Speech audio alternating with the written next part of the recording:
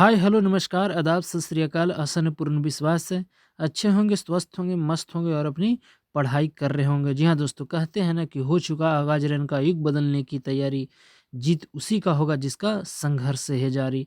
और न संघर्ष न तकलीफ तो खाक मजा है जीने में, बड़े बड़े तूफान थम जाते हैं जब आग लगी हो सीने में। आप सभी को दिल खोलकर स्वागत है शशि सेठ प्रैक्टिस में। जैसा कि आपको पता है, यहाँ पे बिहार दरोगा और बिहार पुलिस को, बिहार दरोगा सुबह में 5 बजे और शाम 5 बजे बिहार पुलिस का सेट प्रैक्टिस अभी कराया जा रहा है। तो आप पहली बार अगर चैनल पर हैं तो चैनल को सब्सक्राइब कर लें और बगल में दिखाई दे रहा होगा प्रेस का घंटी, उसे दबा लें और ऑल नोटिफिकेशन पर कर लें, ताकि जब भी वीडियो इस चैनल पर डाला जाए तो शीघ्र से शीघ्र नोटिफिकेशन आपके पास पहुंच जाए। तो आइए बिना वक्त को जाया किए हुए स्टार्ट करते हैं आज को सेशन को और देखते हैं आज का पहला प्रश्न। आज का पहला प्रश्न है मित्र, कहता है, थोड़ा सा इसे हम जूम कर लेते हैं ताकि आपको प्रश्न स्पष्ट दिखाई दे। पहला प्रश्न है मित्र, हम आंसर और क्वेश्चन के फॉर्मेट में यहाँ पे करेंगे ताकि ज़्यादा टाइम हमें ना लगे। तो चलिए, पहला प्रश्न कहता है मेरे मित्र कि निम्न में कौन वानभट्ट के द्वारा लिखी गई एक प्राचीन पुस्तक है। तो आपको पता है कि वानभट्ट के द्वारा पुस्तक लिखा गया था जिसका नाम था कादम्बरी। तो इस प्रश्न का सही जवाब क्या होगा? कादम्बरी। कादम्बरी और हर्ष, यह दोनों पुस्तक लिखा गया था। मृच्छकटिकम और मेघदूत, यह कालिदास द्वारा लिखा गया था। और कालिदास को क्या कहा जाता है? तो भारत का शेक्सपियर कालिदास को, भारत का नेपोलियन समुद्रगुप्त को, और गीत गोविंद जो है वह जयदेव द्वारा लिखा गया था। तो इस प्रश्न का सही आंसर क्या होगा? वह ऑप्शन नंबर ए बिल्कुल सही हो जाएगा। अगला प्रश्न है कि वेदांगों के संदर्भ में निम्नलिखित में से कौन सा शब्द अनुष्ठान को दर्शाता था? तो वह जो दर्शाता था उसे कल्प कहते थे। ऑप्शन नंबर सी बिल्कुल सही जवाब हो जाएगा। अगला प्रश्न है कि बराबर की गुफाएं जो वर्तमान में भारत में मौजूद चट्टान काटकर बनाई गई सबसे प्राचीन गुफा है, अधिकतर निम्न में से किस काल से संबंधित है? तो जैसा कि आप जानते हैं, यह बराबर की जो गुफा है वो हमारे घर से मात्र 5 किलोमीटर दूर, महज यह बिहार में जहानाबाद जिला में अवस्थित है, जहाँ पे भगवान शंकर भगवान की मूर्ति है और वहाँ प्रत्येक सोमवार को मेला लगता है, परंतु मुख्य रूप से सावन में यहाँ पे मेला लगता है। तो यह जो था वह मौर्य वंश से संबंधित था। ऑप्शन नंबर सी बिल्कुल सही हो जाएगा। अगला प्रश्न है कि पंचवटी वाल्मीकि रामायण का एक प्रमुख हिस्सा हुआ करता था, वह भारत के किस राज्य में स्थित था? तो पंचवटी अगर देखा जाए तो वह महाराष्ट्र में अवस्थित था। ऑप्शन नंबर सी बिल्कुल सही जवाब हो जाएगा। अगला प्रश्न मेरे मित्र कहता है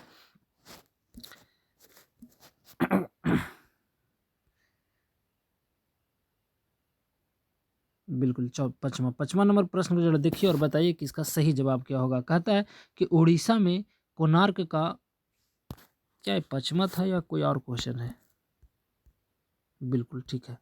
पांचवा जरा देखिए, पांचवा कहता है कि उड़ीसा में कोणार्क मंदिर निम्नलिखित राजाओं में से किसके द्वारा बनाया गया था?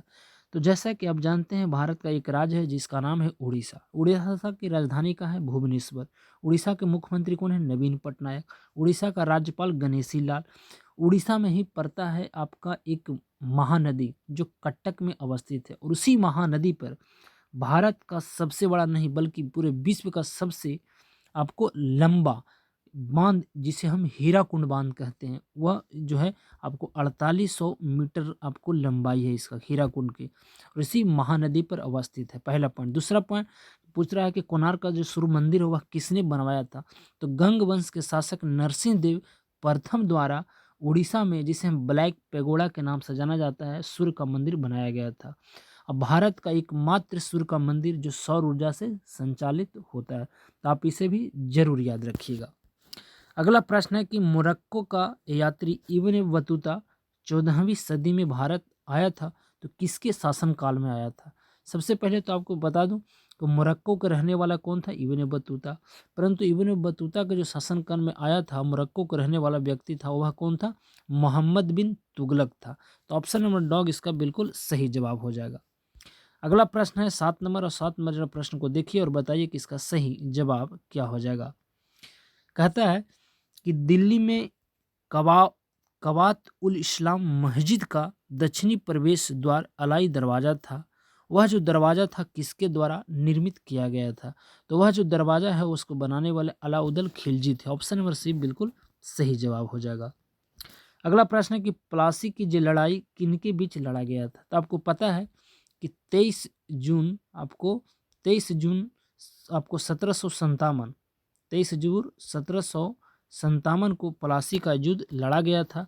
और वह युद्ध जो लड़ा गया था उस समय सिराजुद्दौला और ब्रिटेन सेना के बीच आपको लड़ाई हुआ था, जिसमें ब्रिटिश सेना आपका विजय हुआ था। तो ऑप्शन नंबर बॉल इसका बिल्कुल सही हो जाएगा। अगला प्रश्न है कि सामान्यतः मुगल प्रांतीय प्रशासन में दीवानी का क्या अर्थ था? तो मुगल प्रशासन में दीवानी का जो अर्थ होता था वह राजस्व प्रशासन कहा जाता था। ऑप्शन नंबर सी बिल्कुल सही हो जाएगा। थोड़ा सा और इसे जूम करते हैं और देखिए कि इसका सही जवाब क्या हो जाएगा। अगला प्रश्न जो बताइए, कहता है कि 1857 के विद्रोह के बाद ब्रिटिश सरकार द्वारा भारत में निम्नलिखित में से कौन सा परिवर्तन नहीं किया गया था? तो 1857 का जो विद्रोह हुआ था उसे भारत का प्रथम स्वतंत्रता संग्राम के नाम से जाना जाता है। उसमें जो हुआ था वह ब्रिटिश सेना में भारतीयों सैनिकों की संख्या बढ़ाई बढ़ाई गई थी। तो यह बिल्कुल बात गलत है और यही इसका सही जवाब हो जाएगा। 10 के बाद आएगा हमारा प्रश्न संख्या 11 को जरा देखिए और बताइए कि इसका सही जवाब क्या होगा। कहता है कि प्रथम अंग्रेज सिख युद्ध के दौरान भारत का गवर्नर जनरल कौन था? तो आपको बता दूं कि भारत का उस समय गवर्नर जनरल हुआ करता था लॉर्ड हार्डिंग। और यह जो है प्रथम अंग्रेज सिख युद्ध जो हुआ था वह हुआ था आपको कब? 1845 और 46 के बीच में यह युद्ध लड़ा गया था। और उस समय जो आपको भारत का गवर्नर जनरल थे वह लॉर्ड हार्डिंग था, जिसका कार्यकाल 1844 से 1848 तक हुआ करता था। उसके बाद 1848 से 1856 तक डलहौजी का, और 1856 से 1862 तक आपको लॉर्ड कैनिंग का। और आपको एक गवर्नर है जिसका नाम है लॉर्ड कर्नवालिस। और लॉर्ड कर्नवासी का जो शासनकाल था वह 1700 आपको कहाँ से 1700 आपको 93 से लेकर 1700 ऐसे आपको देखा दे तो 84 है, 1784 से 93, फिर 93 से 1805 ईस्वी तक लॉर्ड कर्नवालिस का शासनकाल रहा था। तो आप इसे भी जरूर याद रखिएगा। अगला प्रश्न है कि नवाब की कुशासन के बहाने अंग्रेजों ने निम्नलिखित में से किस रियासत पर कब्जा कर लिया था? तो वह अवध था। ऑप्शन नंबर बॉल बिल्कुल सही जवाब हो जाएगा। अगला प्रश्न है कि महात्मा गांधी ने नटाल भारतीय कांग्रेस का गठन कब किया गया था? तो महात्मा गांधी जो नटाल कांग्रेस का जो आपको गठन किए थे वह किए थे 1894 में। क्यों किए थे? तो भारतीय कुछ साउथ अफ्रीका में रह रहे थे और उनको दिक्कत हो रहा था। तो उसी संघर्ष के चलते महात्मा गांधी ने नटाल आपका एक कांग्रेस गठन किए थे, वह 1894 में। परंतु अगर पूछा जाए कि कांग्रेस का गठन कब हुआ था, तो कांग्रेस का जो गठन हुआ था वह 28 दिसंबर 1885 को ए.ओ. हुम द्वारा किया गया था। अगला प्रश्न है कि पहला अंग्रेजी कारखाना वह कौन था जो किस नदी के तट पर 1665 में स्थापित किया गया था? तो पहला जो अंग्रेजी कारखाना था वह पश्चिम बंगाल के हुगली में हुगली नदी के किनारे अवस्थित किया गया था। तो वह आपको डॉग बिल्कुल सही हो जाएगा। अगला प्रश्न है कि किस राष्ट्रीय संगठन के सदस्यों का नेतृत्व चंद्रशेखर आज़ाद और भगत सिंह के द्वारा किया गया था? तो वह था Hindustan socialist Republican association. Option number A बिल्कुल सही हो जाएगा। अगला प्रश्न है कि निम्नलिखित में से किसने जालियांवाला बाग हत्याकांड के जिम्मेदार ब्रिटिश अधिकारी माइकल ओ डायर की हत्या की? तो आपको पता है कि भारत को वह क्रांतिकारी जिसका नाम था उधम सिंह आपको लंदन में जाकर माइकल ओ डायर को हत्या कर दिए थे। परंतु जालियांवाला बाग हत्याकांड का दोषी था डायर और गलती से माइकल ओ डायर को उधम सिंह मार दिए थे। और 13 अप्रैल 1919 को यह घटना घटा था जो पंजाब अमृतसर में हुआ था। तो आप इसे भी जरूर याद रखिएगा। अगला प्रश्न जो है 17 नंबर, और 17 नंबर कहता है कि सारगढ़ी की लड़ाई किस वर्ष हुआ था? सारगढ़ी की जो लड़ाई लड़ा गया था वह 1897 में लड़ा गया था। ऑप्शन नंबर सी बिल्कुल सही जवाब हो जाएगा। अगला प्रश्न है कि निम्नलिखित में से किस अखबार का संपादन दादा भाई नौरोजी किया करते थे? तो वह जो था अखबार जिसका नाम था राष्ट्र गुफ्तार। ऑप्शन नंबर बॉल बिल्कुल सही हो जाएगा। अगला प्रश्न है कि निम्नलिखित में से किसने पहली बार भगवत गीता का अंग्रेजी में अनुवाद किया था, तो वह करने वाला भी था जिसका नाम था Charles Wilkinson. Option number dog बिल्कुल सही हो जाएगा। अगला प्रश्न है कि दमयंती चित्र किसके द्वारा बनाया गया था? तो राजा रवि वर्मा द्वारा, जो केरल राज्य से संबंधित है। ऑप्शन नंबर ए बिल्कुल सही जवाब हो जाएगा। अगला प्रश्न है कि सर्वोच्च न्यायालय के न्यायाधीश की नियुक्ति राष्ट्रपति के द्वारा भारतीय संविधान के किस अनुच्छेद के तहत किया जाता है? तो इसका जो है ऑप्शन नंबर बॉल बिल्कुल सही है, अनुच्छेद 124(2) के तहत किया जाता है। और सर्वोच्च न्यायालय का जो आपको अभी पूछा जाए कि भारत में कितने सर्वोच्च न्यायालय हैं, तो सर्वोच्च न्यायालय की संख्या भारत में 1 है, और हाईकोर्ट की संख्या अगर पूछा जाए तो 25 है। और सर्वोच्च न्यायालय के जो है भारत के मुख्य न्यायाधीश है, उसे हम कहते हैं DY चंद्रचूड़, जो 50वें क्रम के हैं। तो आप इसे भी जरूर याद रखिएगा। अगला प्रश्न है कि एक विषय के रूप में कृषि संविधान की किस सूची में आपको आता है? तो कृषि अगर देखा जाए तो वह राज्य सूची का विषय है। Option according option number C बिल्कुल सही हो जाएगा। अगला प्रश्न है कि भारत के संविधान का कौन सा भाग वित्त, संपत्ति, अनुबंध और वादों से संबंधित है?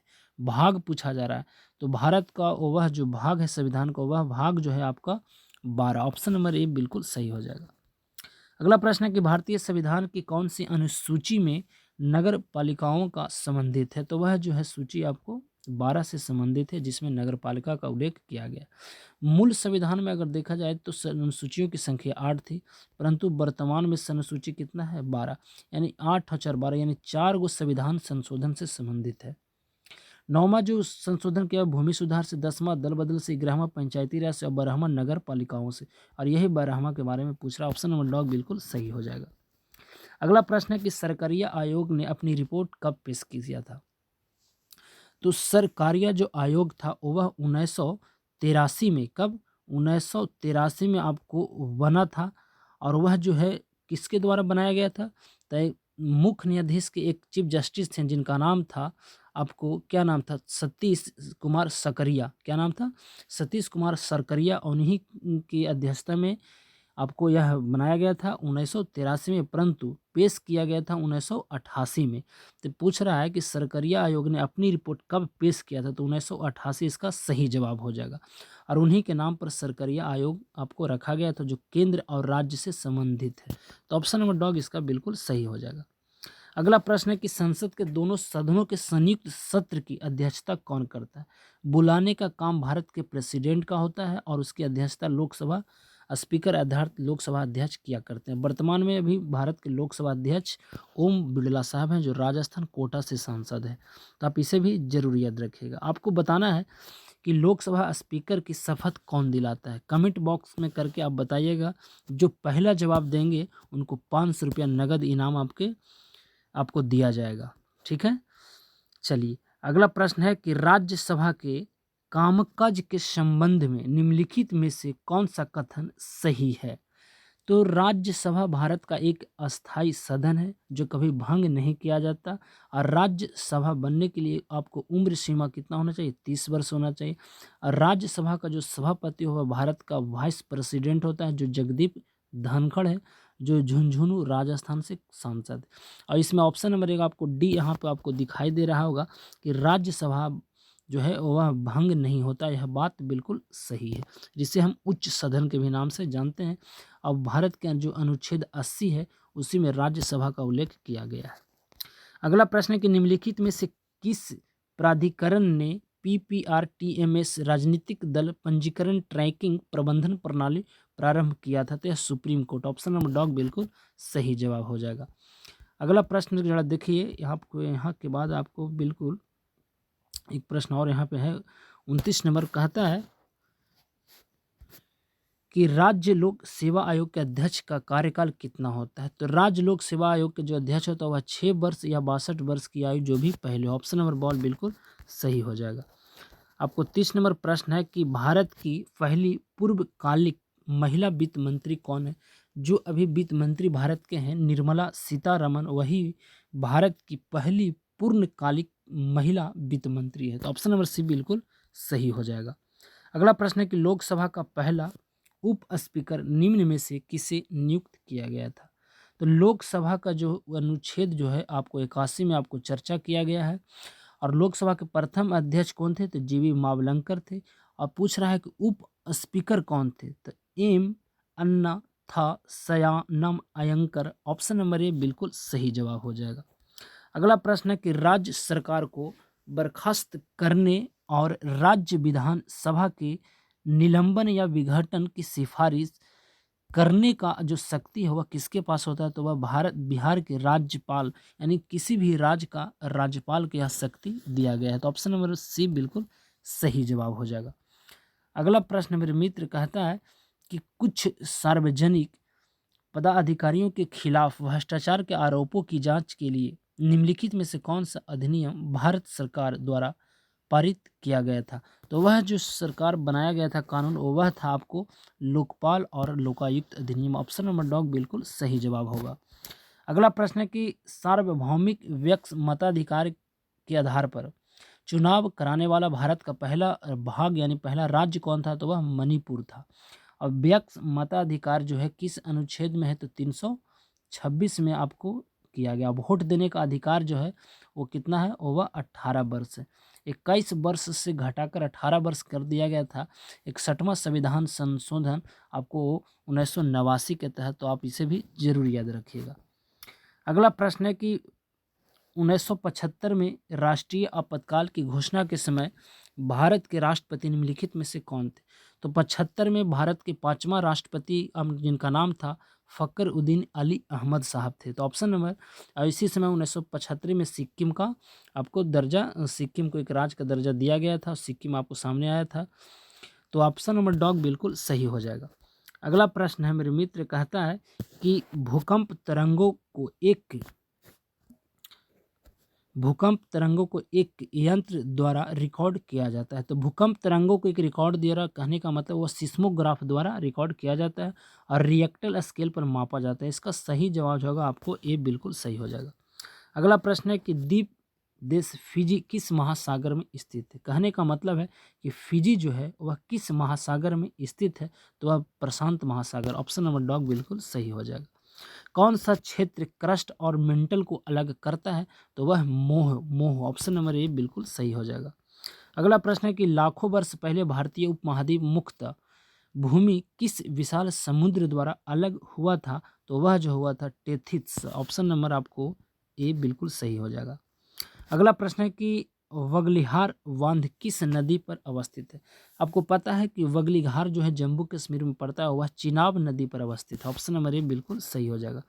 कृष्णा नदी पर अलमाटी बांध अवस्थित है, यह बात तो बिल्कुल सत्य है। और किस राज्य का यह मुद्दा है? तो यह कर्नाटक और आंध्र प्रदेश में आपको यही दोनों के बीच विवाद है। कृष्णा नदी जो है आपको पता है कि पश्चिमी महाराष्ट्र महाबलेश्वर से निकलती हुई आपको पूरी 4 राज्यों से चलते हुए 1400 किलोमीटर और बंगाल की खाड़ी में है जाकर गिर जाता है। तो आप इसे भी जरूर याद रखिएगा। अगला प्रश्न जरा देखिए, कहता है कि निम्न में कौन एक प्रायद्वीपीय नदी नहीं है? तो प्रायद्वीपीय नदी आपको पता है कि अलकनंदा जो है वह नहीं है, उत्तराखंड में है। तो ऑप्शन नंबर ए बिल्कुल सही हो जाएगा। अगला प्रश्न है कि अंचार झील, आपको पता है कि देखिए कैसा प्रश्न है, अंचार झील निम्नलिखित में से किस राज्य में स्थित है? तो अंचार जो झील है वह आपको जम्मू और कश्मीर में आपको दिखाई देगा। तो ऑप्शन नंबर ए बिल्कुल सही होगा। लोहित नदी किसकी सहायक नदी है? तो ब्रह्मपुत्रा की सहायक नदी लोहित नदी है। अब ब्रह्मपुत्रा भारत की सबसे चौड़ी नदी है जो असम में आपको दिखाई देता है। और इसी ब्रह्मपुत्रा नदी पर विश्व का सबसे बड़ा मांजुली द्वीप अवस्थित है।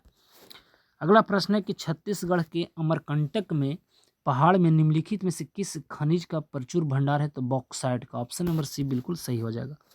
अगला प्रश्न है कि मृदा को सर्वग्राही समूह के नाम से भी जाना जाता है। तो लाल जो मृदा होता है उसे हम सर्वग्राही समूह के नाम से भी जाना जाता है। ऑप्शन नंबर सी बिल्कुल सही हो जाएगा। अगला प्रश्न है कि भारत के किस भाग में उष्णकटिबंधीय सदाबहार वन नहीं पाए जाते हैं? तो वह जो है पूर्वी घाट में नहीं पाया जाता। ऑप्शन नंबर ए बिल्कुल सही हो जाएगा।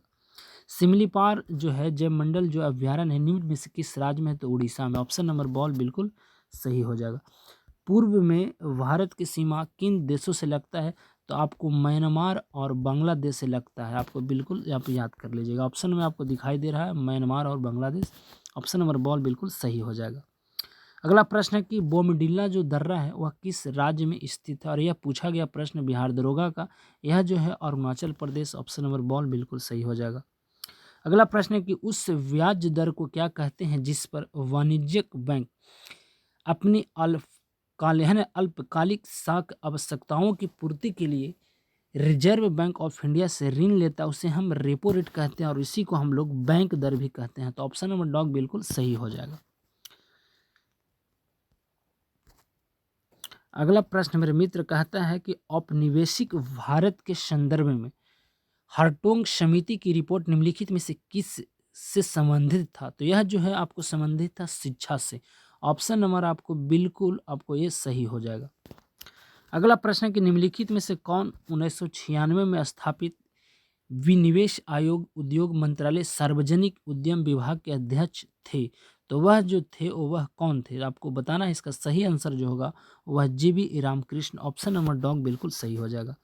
अगला प्रश्न है कि भारत की जनगणना 2011 के अनुसार निम्नलिखित में से कौन दूसरा सबसे अधिक आबादी वाला राज्य है, और यह पूछा हुआ प्रश्न बिहार दरोगा का।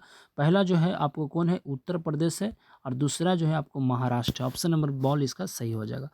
नाबार्ड की स्थापना किस वर्ष किया गया था? आपको पता है कि नाबार्ड का जो स्थापना हुआ था वह 12 जुलाई आपको कब 1982 में किया गया था। छठी पंचवर्षीय योजना में किया गया था। नाबार्ड का जो मुख्यालय वह मुंबई में महाराष्ट्र में पड़ता है, और नाबार्ड के वर्तमान में अध्यक्ष केवी थॉमस है। तो आप इसे भी केवी काजी है। तो ऑप्शन नंबर आपको यहाँ पे दिखाई दे रहा होगा, देखिए आपको 1982 दिखाई दे रहा है। ऑप्शन नंबर बॉल बिल्कुल सही हो जाएगा। अगला प्रश्न है कि विभिन्न विद्युत सुरक्षा उपकरणों में से कौन सा विद्युत धारा के ऊष्मा प्रभाव पर आधारित होता है? तो उसे हम फ्यूज कहते हैं। जो फ्यूज जो होता है वह ऊष्मा का विद्युत आपको इसी पर आधारित होता है। तो ऑप्शन नंबर ए बिल्कुल सही हो जाएगा। अगला प्रश्न है कि डैश के अनुसार उस क्षेत्र के द्वारा विभाजित बल के बराबर जिस बल पर यह कार्य करता है वह कहलाता है पास्कल का नियम। ऑप्शन नंबर ए बिल्कुल सही हो जाएगा। अगला प्रश्न है कि ध्वनि की निम्नलिखित में से किस विशेषता को हर्ट्ज में नापा जाता है? तो आवृत्ति। ऑप्शन नंबर ए बिल्कुल सही हो जाएगा। पृथ्वी की ऊष्मा से प्राप्त ऊर्जा को क्या कहते हैं? तो उसे हम भूतापीय ऊर्जा कहते हैं। ऑप्शन नंबर ए बिल्कुल सही हो जाएगा। एक सीधी रेखा में गति कर रही वस्तु के द्वारा लगाया जाने वाला बल जो होता है वह किस गुण के बराबर होता है? तो वह वेग के बराबर होता है। ऑप्शन नंबर ए बिल्कुल सही होगा। शुद्ध रूप से निम्न में से किस धातु का गलनांक सबसे अधिक होता है? तो टंगस्टन का हो जाएगा। यहाँ पे ऑप्शन दिखाई दे रहा होगा वह टंगस्टन, ऑप्शन नंबर ए बिल्कुल सही हो जाएगा। और सैनिक का रासायनिक प्रतीक क्या होता है? तो आपको और सैनिक जो होता है उसका जो प्रतीक होता है जिसे हम सिंबल कहते हैं वह आपको सी हो जाएगा, A S. Option number C बिल्कुल सही हो जाएगा। प्रोटियम, ड्यूटेरियम और ट्राइटिडियम स्वाभाविक रूप से पाए जाने वाले किसके समस्थानिक है? तो वह हाइड्रोजन के हैं। ऑप्शन नंबर बॉल बिल्कुल सही हो जाएगा। पायरोलुसाइट एक अयस्क है, तो मैग्नीज का। ऑप्शन नंबर ए बिल्कुल सही है। अक्रिय गैस आवर्त सारणी के निम्न में से किस समूह में आते हैं? यह प्रश्न पूछा हुआ है, तो वह समूह 18। ऑप्शन नंबर बॉल बिल्कुल सही हो जाएगा। अगला प्रश्न है कि निम्नलिखित में से कौन सा पादप हार्मोन विकास को नियंत्रित करता है, विशेष रूप से तनों में कोशिका वृद्धि को उत्तेजित करने का कार्य करता है? वह ऑक्सिन होता है। ऑप्शन नंबर ए बिल्कुल सही जवाब हो जाएगा। अगला प्रश्न है कि वेसिलस कैलमुट गुरिन जिसे हम बीसीजी कहते हैं वह लोकप्रिय नाम से बीसीजी का टीका निम्न में से किस बीमारी का आपका बचाव करता है? तो वह है यक्ष्मा अर्थात टीबी, जिससे हम आप लोग बैक्टीरिया के द्वारा होता है। तो आप इसे भी जरूर याद रखिएगा। अगला प्रश्न है कि मनुष्यों में प्रजनन किस प्रकार के निषेचन का उदाहरण है? तो आंतरिक निषेचन होता है। ऑप्शन नंबर ए बिल्कुल सही हो जाएगा। अगला प्रश्न कहता है कि निम्न में कौन वे पुष्पहीन पौधा है जो शंकु फल और बीज उत्पादित करते हैं जिनमें बीज अंडा के भीतर नहीं होता, वह अनावृति बीज होता है? ऑप्शन नंबर ए बिल्कुल सही जवाब हो जाएगा। अगला प्रश्न है कि माइटोकॉन्ड्रिया शब्द किसके द्वारा दिया गया था? तो वह जो देने वाले थे वह कार्ल वेंडा। ऑप्शन नंबर बॉल बिल्कुल सही होगा। किस कोशिकांग के स्वयं के डीएनए और राइबोसोम होते हैं? तो वह सूत्र कणिका जिसे हम माइटोकॉन्ड्रिया कहा जाता है, यही इसका सही जवाब हो जाएगा। अगला प्रश्न है कि मानव श्वसन तंत्र का कौन सा हिस्सा गैसों के आदान प्रदान करता है तो उसे जो करता है वह कुपिका कहता है। ऑप्शन नंबर डॉग बिल्कुल सही हो जाएगा। मानव शरीर के निम्न में से किस अंग में कार्बोहाइड्रेट ग्लाइकोजन के रूप में संग्रहित होता है? वह होता है लीवर में, अर्थात यकृत। ऑप्शन नंबर आपका बॉल बिल्कुल सही हो जाएगा। हाइड्रोक्लोरिक अम्ल हमारे पाचन तंत्र के किस भाग में स्रावित होता है? तो आमाशय, जिसे हम कहते हैं। ऑप्शन नंबर बॉल बिल्कुल सही होगा। अगला प्रश्न है कि नाइट्रोजन के निर्धारण के लिए कौन सा सहजीवी उत्तरदायी होता है? तो वह जो होता है आपको जीवाणु उत्तरदायी होता है, उसे हम क्या कहते हैं? उसे हम राइजोबियम कहते हैं। ऑप्शन नंबर ए बिल्कुल सही होगा। अगला प्रश्न है कि मिंजर मेला निम्न में से किस राज्य का एक लोकप्रिय मेला है? तो वह जो है आपको हिमाचल प्रदेश का। ऑप्शन नंबर सी बिल्कुल सही होगा। अगला प्रश्न है कि अंतर्राष्ट्रीय हॉकी महासंघ का मुख्यालय कहाँ है? तो स्विट्जरलैंड जिनेवा में पड़ता है। ऑप्शन नंबर सी बिल्कुल सही होगा। अगला प्रश्न है कि भारत का सबसे ऊंचा मौसम विज्ञान केंद्र निम्नलिखित में से किस राज्य केंद्र शासित प्रदेश में स्थित है? तो वह जो है आपको Leh Ladakh. Option number C बिल्कुल सही जवाब हो जाएगा।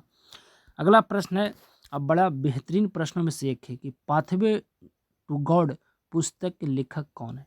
आपको कहीं मिलने वाला नहीं है यह प्रश्न, और यह जो है आपको महात्मा गांधी द्वारा लिखा गया था। ऑप्शन नंबर बॉल बिल्कुल सही होगा। सुल्तान अजल शाह जो आपको सुल्तान अजल है ना, अजल लान शाह कप है निम्नलिखित में से किस खेल से संबंधित है? तो हॉकी। ऑप्शन नंबर बॉल बिल्कुल सही होगा। अगला प्रश्न है कि विश्व शांति फोरम 2022 का आयोजन किस देश में किया गया था? तो यह चमगादड़ चाइना में किया गया था। ऑप्शन नंबर बॉल बिल्कुल सही हो जाएगा। अगला प्रश्न है कि विश्व शांति, यह प्रश्न रिपीट हो गया, इसका भी आंसर चाइना होगा। अगला प्रश्न मेरे मित्र कहता है कि हाल ही में कौन सा राज्य के कर्मचारियों और पेंशन भोगियों के लिए चिकित्सा बीमा योजना मेडिसिप योजना शुरू किया है? तो वह राज्य है केरला। ऑप्शन नंबर बॉल बिल्कुल सही होगा। अगला प्रश्न है कि किस देश में सरकार ने देश में भीषण सूखे की देखते हुए वो नदी के आसपास के पास उत्तरी आपको क्षेत्र के आपातकाल की घोषणा कर दी है? तो वह कर दी है कौन? इटली। ऑप्शन नंबर बॉल बिल्कुल सही होगा। अगला प्रश्न है कि हाल ही में किस राज्य सरकार ने राज्यों की महिलाओं के लिए नारी को नमन योजना चालू कर रहा है? तो वह आपको Himachal Pradesh. Option number A बिल्कुल सही होगा। अगला प्रश्न है कि हाल ही में भारतीय मूल के किस व्यक्ति को फाइनेंशियल एक्शन टास्क, जिसे हम FAT का नया अध्यक्ष बनाया गया है? तो सिंगापुर के रहने वाले टी राजा कुमार को बनाया गया है। ऑप्शन नंबर ए बिल्कुल सही होगा। अगला प्रश्न मेरे मित्र कहता है कि भारत के किस लेफ्टिनेंट जनरल को दक्षिण सूडान में UN मिशन का नया कमांडर नियुक्त किया गया है? तो मोहन सुब्रमण्यम को। ऑप्शन नंबर ए बिल्कुल सही हो जाएगा। अगला प्रश्न है कि हाल ही में किस संस्था ने कैंसर के लिए जिम्मेदार जीनियस है ना जीन्स का पता लगाने वाला पिवॉट आपका नामक उपकरण बनाया है? तो IIT मद्रास द्वारा। ऑप्शन नंबर ए बिल्कुल सही होगा। अगला प्रश्न है कि प्राइमरी एजुकेशन में केंद्र की नई शिक्षा नीति यानी न्यू एजुकेशन पॉलिसी लागू करने वाला प्रथम राज्य बन गया है? तो वह बन गया है उत्तराखंड। ऑप्शन नंबर ए सी बिल्कुल सही हो जाएगा। अगला प्रश्न है कि हाल ही में चीन और किस देश द्वारा सी गार्डियंस 2 समुद्री अभ्यास आयोजित किया गया है?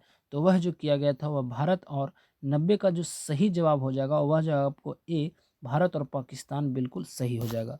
नल्ला पाकिस्तान, इसे हम पाकिस्तान नहीं बल्कि नल्ला पाकिस्तान कहेंगे। तो ऑप्शन नंबर ए बिल्कुल सही हो जाएगा। अगला प्रश्न है कि किस सुरक्षा बल ने हाल ही में ऑपरेशन नार्कोस के तहत 7.40 करोड़ रुपये के नशीले पदार्थों के उत्पादों को बरामद किया है? तो वह ड्रग्स से संबंधित था, वह RPF रेलवे सुरक्षा बल द्वारा किया गया था। ऑप्शन नंबर बॉल बिल्कुल सही होगा।